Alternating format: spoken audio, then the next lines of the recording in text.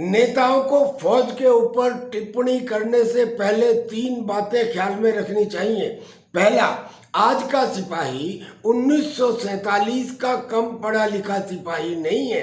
उसके हाथ में एक स्मार्ट मोबाइल है जिससे उसे अपने नेताओं के आचरण और भाषण का पता लगता रहता है। दूसरा, फौज के अंदर प्रत्येक यूनिट में मंदिर भी होता है, मस्जिद भी होती है, चर्च भी होती है, गुरुद्वारा भी होता है। और तीसरा, वर्तमान में भी फौज का एक army commander lieutenant general PM Harris है और बीते हुए कल में भी फौज के अंदर chief of the air staff यानी कि air chief marshal Idris Hasan भी रह चुके हैं। यानी ये समझ लेना चाहिए कि फौज हिंदू मुसलमान से ऊपर है, केवल योग्यता, ताकत और शौर्य के ऊपर काम करती है। भारतीय शस्त्र बल, जिसमें भारतीय सेना, भारतीय वायुसेना और भारतीय नौसेना शामिल है, ये धर्मनिरपेक्ष और अराजनीतिक संस्थान है।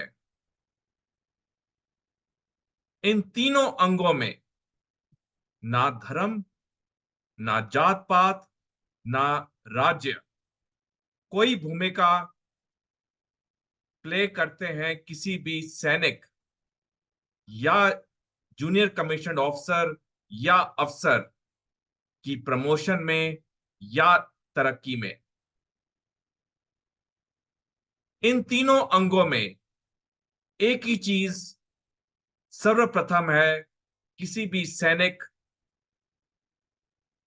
की तरक्की में, और वो है उसकी काबिलियत।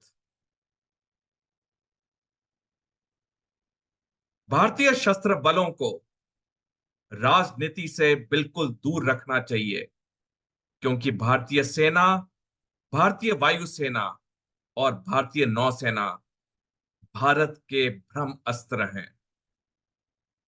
जब सारी चीजें नाकाम हो जाती हैं, चाहे युद्ध में या चाहे शांति में या काउंटर इंसर्जेंसी ऑपरेशंस में, तब इन तीनों अंगों को बुलाया जाता है।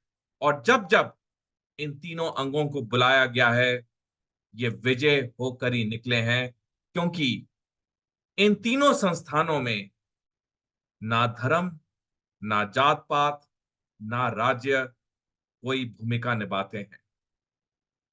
मेरी दरख्वास्त भारत के सारे राजनेताओं से है कि आपने चुनाव जीतने हैं, ये आपकी प्राथमिकता है, ये बिल्कुल सही है। लेकिन भारतीय सेना, भारतीय वायुसेना और भारतीय नौसेना को कृपया अपने चुनाव प्रचार से दूर रखिए। जय हिंद। अभी एक बयान सामने आया है कि एक पॉलिटिशियन, एक नेता ने ये कहा है कि हिंदुस्तान के राष्ट्रपति हिंदू हैं, प्रधानमंत्री हिंदू हैं, सारे मुख्यमंत्री हिंदू हैं, सेना के प्रमुख यानी कि आर्मी, नेवी, एयरफोर्स के चीफ हिंदू हैं, फिर भी वो कहते हैं कि हिंदू खतरे में है। देखिए, कुछ चंद एक बातें मैं यहां पे बिल्कुल स्पष्ट कर देना चाहता हूं।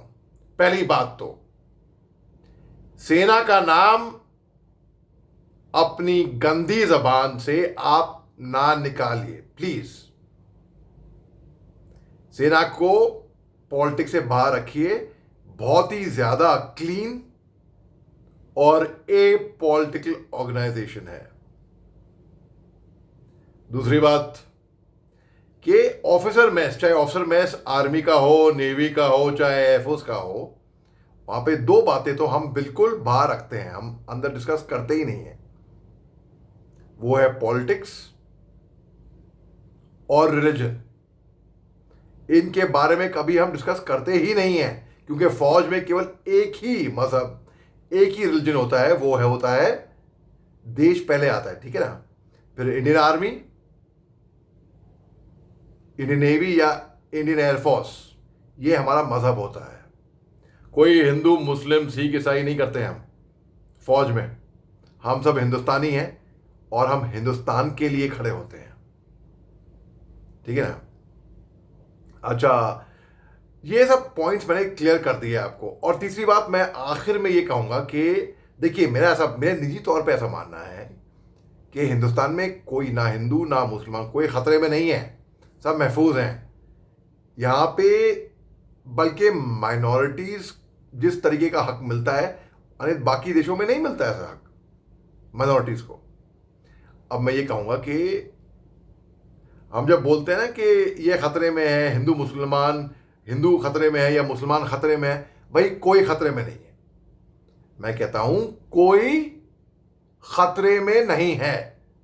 हम सब इस देश में इतने ही ख़तरे में हैं या इतने ही महफूज हैं जितने हम सब हैं, एक आम नागरिक की तरह, ठीक है ना। तो ये भ्रम, ये जो है कि ये ख़तरे में है वो ख़तरे में है, उस पर आप बात मत करिए। मगर सबसे अहम बात ये है, मैं ये कहना चाहता हूँ कि फ़ौज को पॉलिटिक्स से जितना दूर रखा जाए उतना ही अच्छा है हमारे देश के लिए भी, और सबकी भलाई इसी में ही है। जय हिंद। भारत की फौज यानी आर्मी, नेवी और एयरफोर्स में हमारे जवान तथा अफसर पूरी तरह से भारत के संविधान को मानते हैं। अगर कोई बाहरी खतरा है या देश के अंदर से कोई अंदरूनी खतरा है तो हमारी फौज भारत की सरकार और भारत की जनता के साथ मजबूती से खड़ी है। हाँ, चुनावी माहौल में कुछ राजनीतिक पार्टियां या राजनीतिक नेता फौज को अननेसेसरीली घटिया राजनीति में घसीटने की कोशिश कर रहे हैं। ऐसा करना भारत जैसे महान लोकतांत्रिक देश के लिए कतई सही नहीं है। इसीलिए भारत के जो पॉलिटिकल पार्टीज़ हैं या हमारे जो पॉलिटिकल नेता हैं, उनसे मेरा अनुरोध है कि फ़ौज को अपना काम करने दें।